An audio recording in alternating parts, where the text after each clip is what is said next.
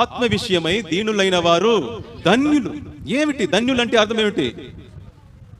మనం మామూలుగా చెప్పే మాట భాగ్యవంతులు, సంతోషంగా ఉండేవారు అని చెప్తాను.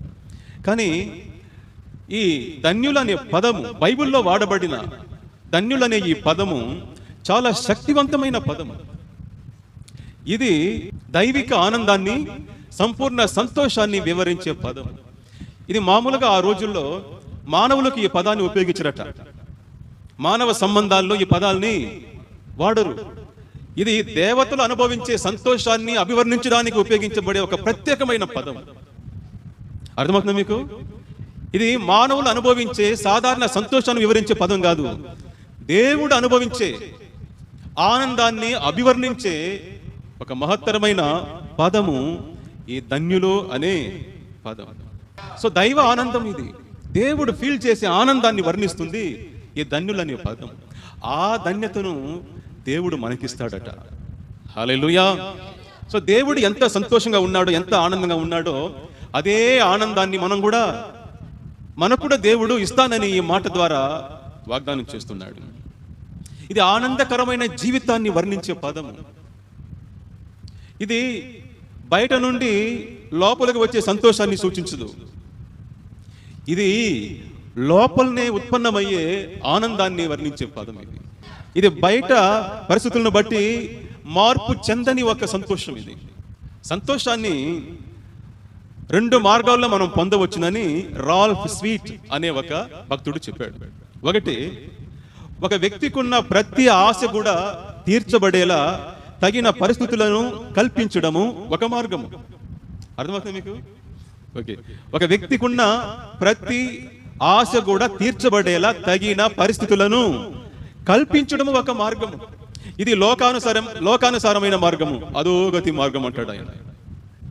అంటే ఒక వ్యక్తి అతనికి ఏమే అవసరమో అదంతా అతనికి వచ్చే విధంగా అతని చుట్టూ మంచి పరిస్థితులు కల్పించడం. ఇది మొదటి సంతోషం. రెండవ మార్గంలో ఏ పరిస్థితుల్లోనైనా సంతోషంగా ఉండేలా ఒక వ్యక్తి యొక్క వ్యక్తిత్వ గుణగణాలను తీర్చిదిద్దడము రెండవ మార్గం. సింపుల్గా చెప్పాలంటే, నేను అనుకున్నది జరిగితే సంతోషంగా ఉండడం, లేకపోతే దుఃఖపడడం. ఇదేమిటిది? ఇది మీ సంతోషాన్ని నిర్ణయించేది ఏది?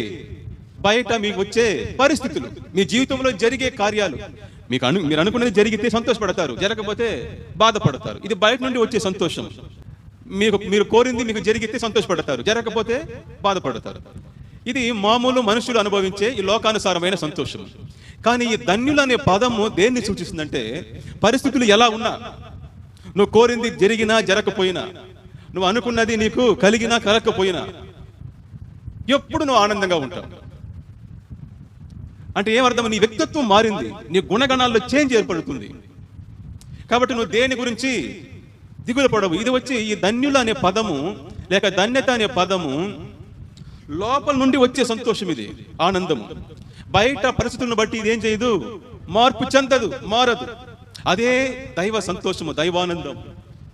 ఆయన ఏ విధంగానైతే సంతోషంగా ఉంటాడో, దేవుడు ఎప్పుడైనా కన్నీళ్లు గారుస్తాడా, దుఃఖపడుతాడా, అయ్యో ఇటు జరిగిపోయింది అనేసి?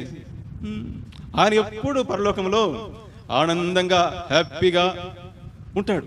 అదేలాంటి ఆనందాన్ని మనకి ఇవ్వడమే కొండ మీది ప్రసంగం యొక్క ఉద్దేశం. ఈ కొండ మీది ప్రసంగం దేనికయ్యా యేసు ప్రభు చెప్పాడంటే, ఆనంద జీవితానికి, నిత్యమైన ఆనంద జీవితానికి. పరిస్థితులు ఎలా ఉన్నా లోపల మాత్రము అనుభవించే ఆ ఉన్నతమైన ఆనందాన్ని మనము పొందడం కొరకే యేసు ప్రభు ఈ కొండ మీద ప్రసంగాన్ని చెప్పాడు. ఇంకో మాటలో చెప్పాలంటే, ఈ కొండ మీద ప్రసంగాన్ని కానీ ఒక వ్యక్తి సరిగ్గా అర్థం చేసుకుని దాన్ని ఆచరణలో పెడితే, ఆ వ్యక్తి ఎప్పుడూ ఆనందంగా ఉంటాడు. ఏది కావాలి మీకు? ఏ సంతోషం కావాలి చెప్పండి? ఏది ఈ రెండిట్లో ఏది శ్రేష్టమైన ఆనందము? మొదటిదా, రెండవదా? రెండవదే. ఎందుకంటే మన చుట్టూ ఎప్పుడు మనం అనుకున్నదే జరగదు. మన చుట్టూ మనం అనుకున్నట్టుగానే మనుషులు ఉండరు. అలాంటప్పుడు మనం ఎప్పుడు ఆనందంగా ఉండాలంటే మన వ్యక్తిత్వం మారాలి, మన లక్షణాల్లో మార్పులు రావాలి. దాన్ని ఏర్పరచడమే కొండ మీద ప్రసంగం యొక్క ఉద్దేశము, లక్ష్యం.